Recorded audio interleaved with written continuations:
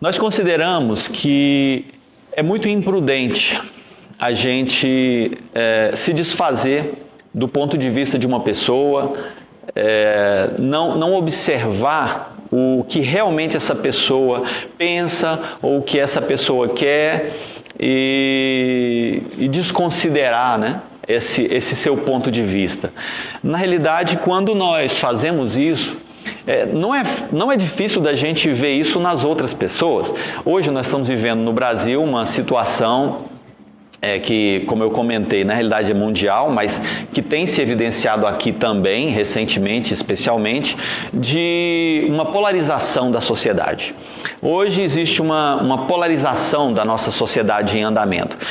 Se você se considera parte de um lado desse polo, o que você pensa a respeito das pessoas que estão do outro lado, né, no outro polo? Normalmente, nós vamos pensar a respeito das pessoas que estão no outro polo, que elas estão presas a um conceito equivocado da realidade. Nós vamos considerar que elas estão prisioneiras de uma forma de pensamento. Não estaria por aí? O que vocês acham? Não é isso mesmo? Nós, quando observamos, né, as pessoas que pensam o contrário de nós, a gente pensa assim, mas não é possível. Como é que ele pode, né, estar nessa situação? Mas será que eu, que me considero a pessoa que tem um livre pensamento, que considero que a minha opinião foi uma opinião baseada em fatos e não em fantasia, será que eu também não estou prisioneiro de uma outra forma, né, que é o contrário daquela, mas é uma outra forma de aprisionamento? Na realidade, a maioria de nós se encontra prisioneiro de alguma forma de pensamento. Aqui em Nova Acrópole nós estudamos filosofia. E uma coisa que a gente observa, né? No início, né, quando a gente começa uma turma, de vez em quando a gente pergunta, quem é que considera que é preconceituoso, quem é que considera que é fanático ou qualquer coisa desse tipo, né? Olha, de 100 vão responder que não, né? Não, ninguém se considera isso, ninguém se considera preconceituoso. Se eu identificar em mim mesmo que eu sou preconceituoso, é óbvio que eu vou tratar de mudar isso o mais rápido que eu posso, então eu não me considero preconceituoso. Passados alguns anos, né, de estudo de filosofia, lembrem o que eu comentei, né, que é uma máxima da filosofia, isso do conheça-te a ti mesmo. Passados alguns anos, de 100, eu não vou dizer 100, mas a maioria vai chegar à mesma conclusão. Olha, eu não sabia que eu era tão preconceituoso. Nós temos uma trincheira que nós cavamos e nos enfiamos nela. E a partir desse ponto a gente fica se defendendo do inimigo. E há um inimigo. Deveríamos nos perguntar isso. E para o outro, quem é o inimigo? Se observarmos o que se passa conosco ao longo da nossa vida, e cada um aqui já tem uma experiência de vida, mesmo os mais jovens, vai observar isso, que a cada momento, não todos os dias, obviamente, mas a cada etapa, a cada fase da nossa vida, nós, ao olharmos para trás, temos uma percepção que já foi definida por muitos pensadores, por muitos filósofos, uma percepção de despertar. Eu estou seguro que a maioria de vocês já deve ter sentido isso algumas vezes. De repente, você acorda de manhã, ou não precisa nem ser de manhã, em algum momento, você olha ao redor e você tem a nítida impressão de que as coisas não são do jeito que até ontem, até agora há pouco, você imaginava que eram. E é como essa sensação de, nossa, como eu era ingênuo. É como eu via as coisas de uma forma equivocada. Não, agora eu estou vendo com clareza. Agora eu estou vendo as coisas, né, de uma forma mais correta. Só que, passado algum tempo, o fenômeno se repete.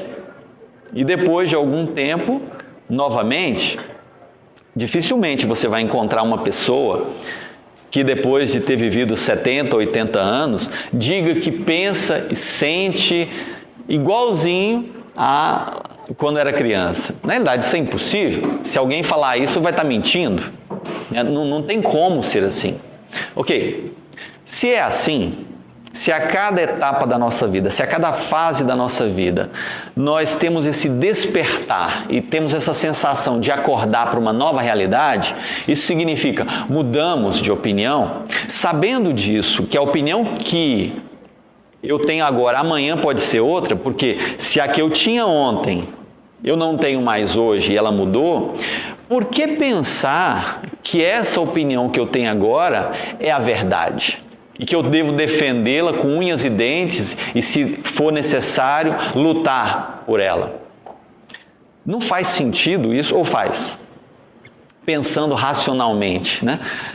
Às vezes os filósofos foram acusados ao longo da história de muitas coisas, mas isso sempre foi uma característica do filósofo e, aliás, talvez por isso tenha sido perseguido em alguns momentos da história. É que, para nós, tudo deve ser refletido, tudo deve ser pensado. Eu não posso aceitar um ponto de vista simplesmente pelo critério da autoridade, porque foi alguém que disse. Não, eu tenho que refletir. Isso é verdade, mas baseado em quê? E isso que eu falei para vocês agora. Essa opinião que eu tenho hoje, será que eu vou mantê-la amanhã? Será que ela será a mesma? Isso faz parte essencial da filosofia. Saber que o que eu sei agora, nesse momento, é só uma opinião. Não é a verdade. Porque a verdade, quem somos nós para definir o que é a verdade? Há uma frase muito famosa de um filósofo que viveu na Grécia Antiga, e todo mundo já ouviu falar dele, Sócrates, que nos últimos momentos da sua vida, na realidade foi quando ele estava se defendendo num tribunal, ele disse essa frase que ficou famosa para a história: só sei que nada sei. Alguns chegam a pensar que ele estava sendo apenas falsamente modesto. Na realidade, ele estava expressando uma realidade, que é justamente isso que eu estou tentando passar agora. O que eu sei agora, daqui a pouco será outra coisa. Não significa que não exista a verdade, não vamos entender mal. Às vezes a minha opinião no momento, ela é uma e amanhã é outra, mas não significa que é o contrário. É um outro aspecto da realidade. Cada ponto de vista, nesse sentido, conformaria como que um aspecto da realidade. Toda proposição tem dois ou mais lados. As coisas nunca são só uma coisa. Se existe o frio, é porque existe o quente. Se existe o esquerdo, é porque existe o direito. E tudo mais que todo mundo entende. As coisas sempre são expressas em duplas, existe dois lados, ou vários lados, vários aspectos. E qual é o lado que está certo? Como eu falei então a respeito da politização nacional e do mundo inteiro, qual lado está certo? Há um lado que está certo? Como eu coloquei aqui, a esquerda ou a direita, o socialismo ou o individualismo? O que é o correto? A liberdade ou a obediência? Mas por que pensar que uma coisa seja de fato contrária à outra? Por que pensar que uma coisa se contrapõe realmente à outra? Não caberia isso, como falou esse velho político mineiro, todo mundo tem razão? E essas proposições, cada uma delas, não teria cada uma delas uma validade? Será que apenas um lado está certo? Em filosofia, o que nós vamos entender é que as muitas opiniões, que os muitos aspectos que assumem a realidade, os muitos lados de uma coisa, na realidade, são aquilo que eu posso acessar da verdade, da realidade dessa coisa. Todo mundo já deve ter ouvido esse conto oriental, que eu gosto muito porque expressa muito bem essa ideia. Chamaram um grupo de cegos para conhecer um elefante. Já ouviram essa história? Bom, chamaram esse grupo de cegos, uma meia dúzia de pessoas cegas, para conhecer um elefante. Eles nunca tinham tido contato com um elefante. Bom, o primeiro se aproximou do elefante, né, no rumo da tromba, e aí apalpou a tromba do elefante. O segundo veio e apalpou a pata do elefante. O terceiro apalpou o lado, a lateral do elefante. E aí, cada um deles, do lado que chegou do elefante, foi dar uma descrição do que era um elefante. E já dá para vocês imaginarem o que cada um deles vai falar? O que pegou na tromba falou: o elefante é como uma cobra, grossa, né? Flexível, forte. O outro que pegou na pata, né, na perna do elefante, falou: o elefante é como uma coluna, né, forte, firme. O que pegou na lateral falou: é uma parede. Então, assim é a visão da realidade nossa. Nós não vemos a realidade, nós vemos uma expressão da realidade, um aspecto da realidade.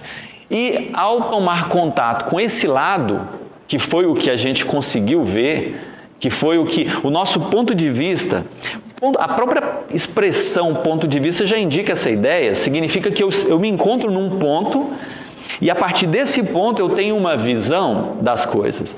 Olha, se eu observo qualquer objeto a partir de um ponto, eu não tenho a visão, a percepção do objeto como um todo. Eu só estou vendo um lado do objeto. Eu olho para vocês, eu só estou vendo um aspecto da realidade que são vocês. Eu não estou vendo muitas, infinitas coisas que vão fazer parte do que são vocês. E assim em tudo. Essas reflexões nos conduzem à percepção de que, na realidade, as muitas opiniões que há, todas elas, são expressões de uma realidade que não se encontra nesse plano. Nós não estamos vendo a realidade. Quando descobriram a gravidade, na realidade, a gravidade é algo que sempre afetou a vida humana. E num dado momento, alguém foi capaz de descrevê-la, medi-la e falar todas as características da gravidade. A gravidade afeta o mundo objetivo e você tem uma percepção dela. Mas onde é que a gravidade se encontra? O que é a gravidade? É uma lei, correto? Você pode ver a lei, tocá-la, observá-la com esses olhos? Não. Ela se encontra numa outra dimensão. Muitos povos da antiguidade estudaram as coisas tendo em vista essa ótica. Nós temos o mundo real e a gente chama de real esse mundo aqui, né? Mas na realidade várias tradições antigas vão dizer que esse não é o mundo real. Porque se ele fosse real, ele se manteria sempre. Porque aquilo que será a visão. O mundo real é aquele que deu origem a esse. O mundo das leis, dentro da visão mais científica, é o que deu origem a isso. Nós não poderíamos imaginar, então, que a verdade é algo que se encontra numa outra dimensão e que se projeta no nosso mundo através das muitas formas que nós podemos observá-la. Algo assim, eu tentei ilustrar aqui. A verdade se encontra lá longe, numa dimensão distante. Só que ela se projeta aqui. Assim como as leis que nós conhecemos se projetam no nosso mundo e geram efeitos que são observáveis. E você tem muitos tipos diferentes de efeitos que são observáveis a partir das leis que se manifestam aqui. Aqui estão as nossas opiniões, tão diversas quanto o número de pessoas que há. Somos muitos, cada um de nós tem uma opinião. Quem está correto? Qual é a opinião que é válida? É muita pretensão da nossa parte acreditar que é a nossa opinião que é a correta e que a opinião do outro é a errada. Por isso eu disse que eu gosto muito da reflexão desse velho político mineiro. Todo mundo tem razão. Basta que a gente seja capaz de conhecer as suas razões. Às vezes, aquela pessoa que nós acreditamos que é preguiçosa e que não faz as coisas como deveria, ela esteja passando por problemas ou ela tenha tido uma educação. Você não sabe como foi a vida dela, você não sabe o que se passou com ela para simplesmente julgá-la. Aquela pessoa que agiu de maneira grosseira, você sabe como ela foi tratada na infância? Você sabe que história de vida ela possui para poder dizer isso? A forma como cada um é, a maneira como cada um age, é o que ele pôde, é o que ele é capaz de ser. Então não cabe julgamentos. Gostaríamos que o mundo fosse um lugar melhor. Gostaríamos que todas as pessoas fossem melhores. Em Nova Acrópole, nós trabalhamos por isso, nós acreditamos que o mundo pode ser um lugar melhor. Lutamos por essa é a causa da nossa instituição, da Nova Acrópole. Nós acreditamos que o mundo pode ser um lugar melhor. E como é que o mundo poderá ser um lugar melhor? Quando ele for formado por pessoas melhores. Agora, eu tenho o poder de mudar a outra pessoa? A gente gosta de escrever uma frase nos nossos folhetos que, para mim, ilustra muito bem essa ideia. Mude você, mude o mundo. Muito tempo atrás, eu ouvi falar de uma teoria, uma hipótese que foi formulada por um cientista social. Ele propôs a seguinte hipótese, que cada pessoa na face da Terra está conectada a outra pessoa na face da Terra por, no máximo, 6 níveis de relacionamento. Então, numa corrente com 7 pessoas, você abarca qualquer indivíduo na face do planeta. Então, eu tenho um grupo de amigos, eu conheço algumas pessoas. Essas pessoas conhecem outras que conhecem outras. Com uma linha de 7 pessoas, ou seja, 6 relacionamentos, por isso se chama a teoria dos 6 graus de relacionamento. Se vocês buscarem na internet vão achar. Você alcança qualquer pessoa na face da Terra, correto? Como é que você pode mudar uma pessoa ao seu redor?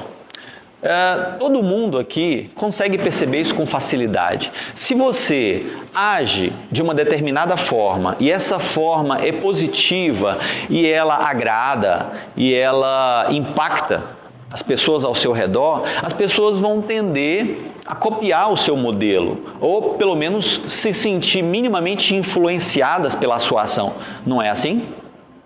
E esse grupo de pessoas que foi influenciado pela sua ação, por sua vez, eles não vão de alguma forma influenciar aqueles com quem eles estão conectados? Então, quantas pessoas eu preciso mudar para eu influenciar o mundo inteiro? Uma pessoa. É nisso que nós acreditamos.